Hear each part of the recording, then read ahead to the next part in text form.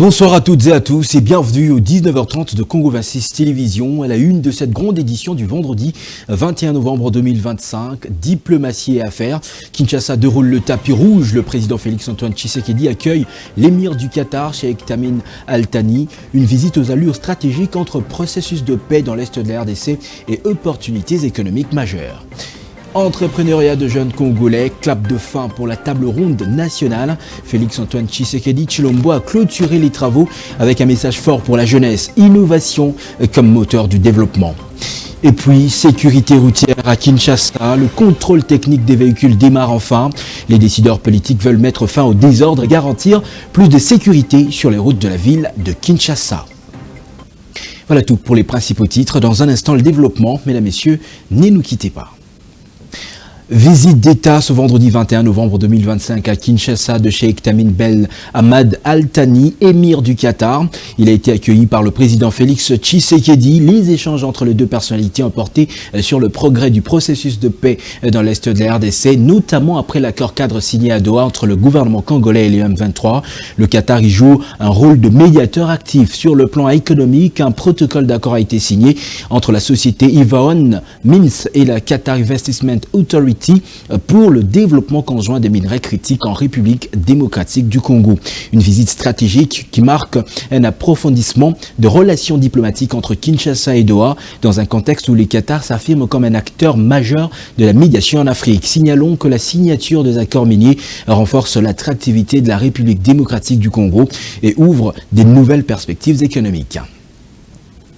Le président de la République, Félix Tshisekedi, a clôturé les assises de la table ronde de l'entrepreneuriat de jeunes. La cérémonie a eu lieu ce jeudi 20 novembre au chapiteau du Palais du Peuple à Kinshasa. Des assises de 3 jours qui ont réuni des jeunes de 26 provinces du pays. Le chef de l'État se dit satisfait de la tenue de cette table ronde qui a débouché sur la mise en place d'un pacte national pour l'emploi et l'entrepreneuriat de jeunes.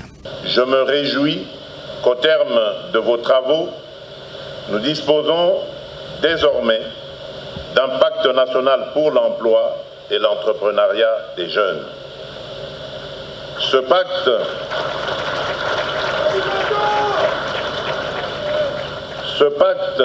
que je m'engage à endosser et à porter politiquement repose sur plusieurs engagements structurants. L'engagement de l'État à inscrire durablement la question de l'emploi et de l'entrepreneuriat des jeunes au cœur des politiques publiques, des réformes et des budgets, et à renforcer la coordination entre les institutions concernées et les niveaux de gouvernance. L'engagement du secteur privé à ouvrir davantage ses portes aux jeunes, à soutenir les initiatives entrepreneuriales, à participer à la formation et au mentorat. L'engagement des partenaires techniques et financiers à aligner leurs interventions sur les priorités nationales identifiées au cours de cette table ronde dans une logique de complémentarité et de durabilité. L'engagement de la jeunesse, enfin, la jeunesse elle-même, à être non seulement bénéficiaire, mais actrice, force de proposition et de suivi, gardienne exigeante de la mise en œuvre de ce pacte. C'est sur cette note d'espoir que je déclare officiellement clos les travaux de la table ronde nationale sur l'emploi et l'entrepreneuriat des jeunes et je réitère devant notre jeunesse et devant la nation congolaise tout entière, mon engagement personnel à faire de cet agenda une priorité absolue. Que vive la jeunesse congolaise, que Dieu bénisse la République démocratique du Congo et son peuple. Je vous remercie. C'est sur une note d'espoir et de détermination que s'est clôturée la table ronde nationale sur l'entrepreneuriat de jeunes, clôturée jeudi à Kinshasa. Plus de 305 recommandations brutes issues de ces ateliers ressortent des assises. Elles se paraphrasent autour d'une trilogie reliant l'entrepreneuriat, l'emploi et le travail. Corneille Trésor Tambi, Coma pour le commentaire. Au total, 305 recommandations brutes ont été retenues, a annoncé le ministre de l'Entrepreneuriat et du Développement des petites et moyennes entreprises, Justin Kalumba Mwanangongo, lesquelles se résument également sur une trilogie ralliant la formation professionnelle, l'entrepreneuriat et l'emploi. Nous avons été 475 délégués dans ces ateliers-là. C'est dire combien les échanges étaient riches, passionnés, au point que nous avons produit 305 recommandations brutes. Il a été préconisé notamment de fédérer et de faire converger et de faire centraliser tous les acteurs, toutes les initiatives découlant des présentes assises dans un grand programme présidentiel pour l'emploi et l'entrepreneuriat des jeunes. Plusieurs participants à la table ronde ont également vu leurs réactions être prises en compte. On a travaillé sur l'assainissement du climat des affaires et à ce temps-là, je pense que les partenaires seront attirés d'investir. Et je sais que tout ce qu'on a travaillé, il y a beaucoup de choses qui vont alléger à ce qu'ils ne puissent pas avoir beaucoup de charges et encourager la création des entreprises et cela faciliterait la création d'emplois de jeunes. Voilà. C'est une occasion qui est donnée aujourd'hui aux jeunes de la République démocratique du Congo de saisir cette opportunité pour qu'ils deviennent créateurs d'emplois et non demandeurs d'emplois. Nous espérons que nous, entrepreneurs du secteur privé, cette fois-ci, nous ne serons pas laissés à l'écart. Nous allons participer à cette commission de suivi parce que le plus souvent, il y a parfois quelques personnes du gouvernement qui ont toujours l'habitude, les anciennes habitudes de bloquer tout ce qui sont pris comme initiative afin de développer l'entrepreneuriat dans notre pays. Peu avant la clôture de ces assises, le président de la République, Félix Tshisekedi, a été couronné au titre des champions de l'emploi et de l'entrepreneuriat de jeunes.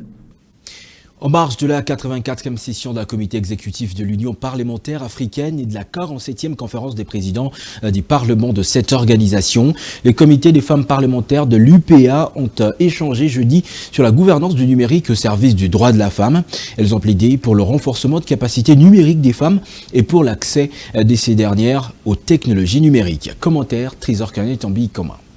La rencontre de ce jour a été sanctionnée par une importante résolution constituée notamment d'une panoplie de recommandations sur la gouvernance du numérique au service des droits des femmes. Résolution adoptée à l'unanimité par les femmes membres de l'UPA qui a vu son approbation et validation ce vendredi 21 novembre au cours de la conférence de présidents de l'UPA. Revenant sur les thèmes de cette réunion, la présidente du comité des femmes parlementaires de l'UPA, l'Algérienne Tayeb Wassila, a fait savoir que les droits de la femme et la gouvernance numérique sont intrinsèquement liés.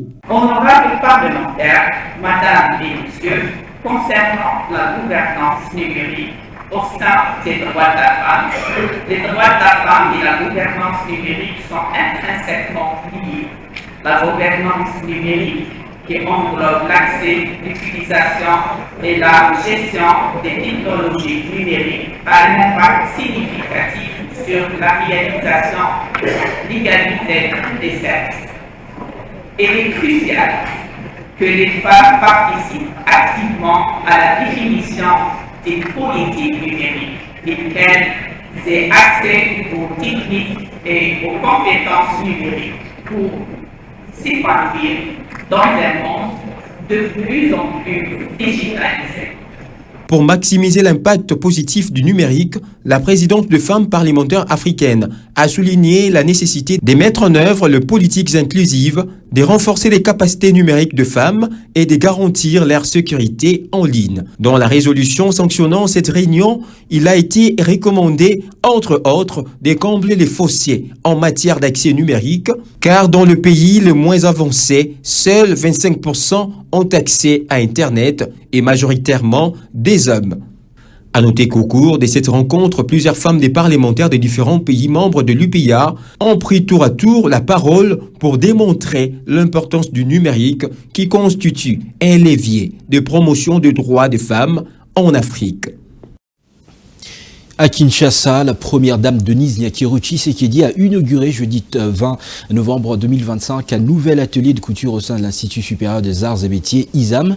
Cette initiative vise à renforcer l'apprentissage pratique et encourager l'autonomisation des jeunes, en particulier des filles, à travers la formation professionnelle. Un geste qui s'inscrit dans la vision d'un engagement et d'un enseignement technique plus adapté aux besoins du marché. Eunice Kimpembe Moponami pour les détails.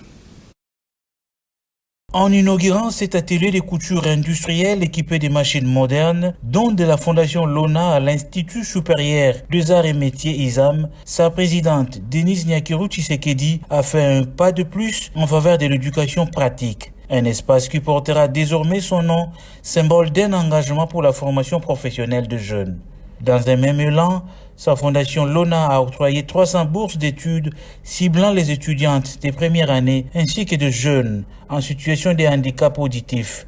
Un concours de sélection a d'ailleurs été organisé en collaboration avec l'ISAM pour assurer une répartition équitable.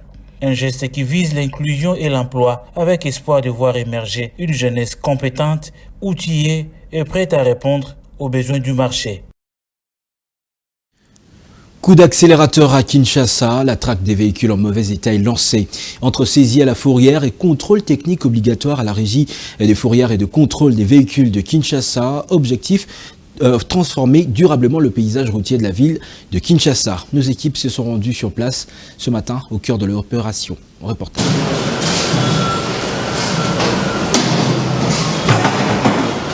Dans un partenariat gagnant-gagnant avec les centres spécialisés en contrôle technique, la Régie des fourrières et des contrôles techniques des véhicules de Kinshasa, RFCK, poursuit la campagne en cours suivant les orientations données par le gouvernement provincial afin de contribuer à améliorer la sécurité routière, réduire les accidents liés aux défaillances mécaniques et assainir la circulation dans la capitale. L'expert en contrôle technique Mohamed Ijast du centre Mega Motors est revenu sur la procédure à suivre. Il commence sur les machines ici. Nous, on vérifie pour donner les clients les résultats bien. C'est ça que je dis. On vérifie pour lui la moteur, on vérifie pour lui les plaquettes, on vérifie pour lui les billettes, on vérifie pour lui les CTC, les rotules, tout ça. Pour quand il vient, les clients chez nous ici, il veut monter dans les machines, on veut donner bons résultats. Pour ne pas sortir encore après sur les routes, il veut trouver un problème. Et souvent, il vient véhicule, les suspensions, c'est pas bon.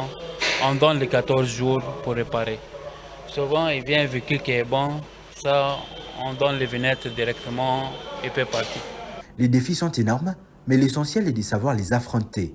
Une réforme ambitieuse qui pourrait contribuer durablement à améliorer la sécurité routière à Kinshasa si elle est menée avec rigueur et transparence. Poursuite de contrôle des permis de conduire à Kinshasa. La confusion règne encore dans les chefs de certains agents de la police de circulation routière. Ces derniers se livrent sans gêne à la tracasserie en lieu et place d'exécuter la mission leur confiée par leur hiérarchie. Ils exigent des amendes exorbitantes et font preuve d'un comportement qui ternit l'image de ce service public. Tony de la Messe nous en dit plus. Lancé le mercredi 19 novembre dernier, le contrôle technique des permis de conduire se transforme de plus en plus en gagne-pain pour certains agents commis à cette opération. Sur plusieurs artères, la mission semble se détourner sans gêne. voiture pour la nini bazosa la contrôle côté oyo ozokota na voiture nanga pour la nini ozokota na voiture nanga pour la nini non okoti na voiture non mais nalobi ozokota non mais ya zokota na voiture nanga pour la nini non mais ozokota na voiture nanga pour la nini non mais nga na tuni okoti na infraction nini na koti na voiture nanga non mais osala contrôle ya permis to ozokota na voiture nanga. Non, mais c'est simple, on a tout ni. Et ça, contrôle, il a permis, tout ce qu'on a dans sa voiture. Non, on a lobby boye. Contrôle a permis de ça, mais sur place. Pourquoi mon pandi? Non, on a lobby boye. Contrôle, il a permis, n'a pas document. Non, à cause de la voiture, on n'a pas de. Curieusement, la scène se passe en plein centre-ville à découvert. Ne sachant à quel sens se vouer, le conducteur, face à l'air prédateur, se voit obligé de négocier afin de poursuivre le chemin. On a rendez-vous à 13h.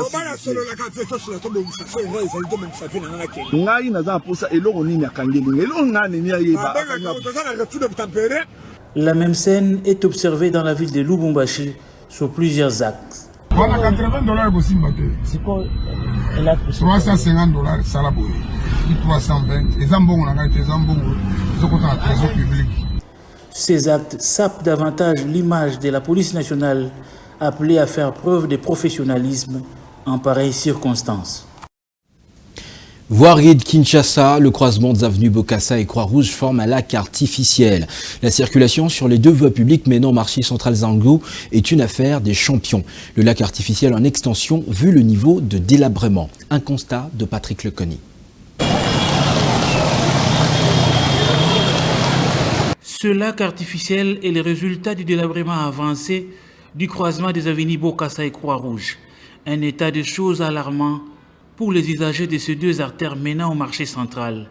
Le cri de détresse se succède. Ils sont venus Bokassa, ils ont compté un grand marché. Ah, Croix-Rouge, ils ont béba, Bokassa croisement Croix-Rouge, ils ont béba tala. Même si nous avons une moto, nous avons la macasse, nous avons compté maman. Ah, bien on était au Koya pina propre, au compte à Zando ça la bachana au bima, il faut une salité.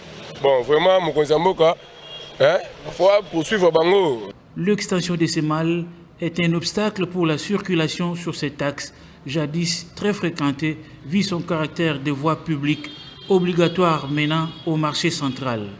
Ce conducteur de moto-taxi s'interroge à son tour sur les vrais mobiles qui font de l'indifférence face à un drame en progression. Tofuta ba taxe belé nanzela menze mbongo oyo tofuta kawana ekendaka wapi tala très principal ya Bokassa. Tala moto nanganenge komi journée moko ka il faut sokola moto bana moto pe pona konika moto e komi prito senga na son excellence Félix Antoine Tshisekedi Tshilombo ayokela biso mawa boete. Alors que l'avenue Croix-Rouge, abritant certains départements de la Croix-Rouge provinciale, est en voie de disparition, son croisement avec l'avenue Bokassa appelle à une intervention urgente. Sur l'avenue Révolution à Binza-Upen de la municipalité Ngaliema, une érosion d'une ampleur exceptionnelle a éventré la chaussée, menaçant les habitants et les infrastructures. Alerté par cette menace qui plonge le quartier Verkis dans la détresse, le gouvernement a dépêché une équipe d'inspection et annonce le lancement imminent des travaux d'urgence. Michak Lofakaïsia. Alerté par les cris de détresse de la population, le gouvernement central a dépêché en urgence une équipe d'inspection sur cette artère désormais rongée par une érosion fulgurante. Sur place, les constants laissent à désirer. La chaussée éventrée, un ravin profond menaçant les habitations et commerces et des ponts de terre qui se détachent sous les regards impuissants des riverains. Si vraiment c'est ça, et l'argent déjà là sur la table, vraiment, c'est à vous de nous aider. Parce que ce qui nous préoccupait avant, on nous parlait du travail, mais l'argent n'est pas encore sorti, l'argent n'est pas encore là, il faut attendre les démarches et tout là. Mais maintenant, comme on nous assure que l'argent est là, vraiment, nous espérons que d'ici là, les travaux vont commencer.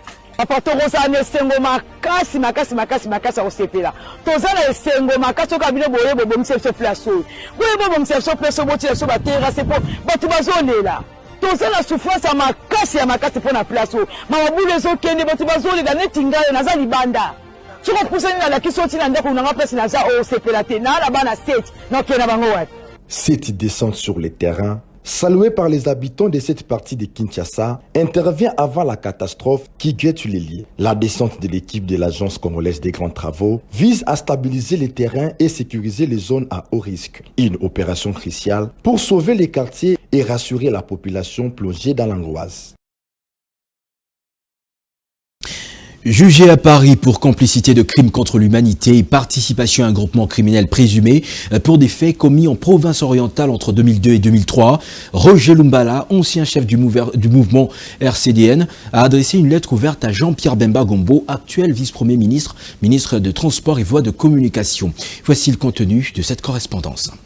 Dans cette lettre ouverte adressée au président du MLC, l'ancien député dénonce une procédure injuste et un procès à caractère néocolonial, affirmant que la cour d'assises française est incompétente pour les juger, d'autant plus qu'il n'est pas résident en France. Il accuse certaines ONG d'avoir instrumentalisé des Congolais pour l'incriminer et reproche à sa famille politique de l'avoir abandonné. Roger Lumbala rappelle n'avoir jamais eu d'autorité militaire ni l'accès à des armes ou munitions, soulignant que le RCDN ne disposait ni d'armée ni de police Il conteste également son implication dans l'accord de paix de Bunia, affirmant avoir été contraint de signer un document préparé en son absence. Depuis le 13 novembre, Roger Lumbala a entamé une grève de faim, refusant de comparaître. Il lance un appel à l'aide à ses anciens camarades du MLC et aux autorités congolaises pour témoigner en sa faveur, notamment via visioconférence. Cette édition est complètement terminée. Je vous rappelle ces grandes lignes. Diplomatie et affaires, Kinshasa déroule le tapis rouge.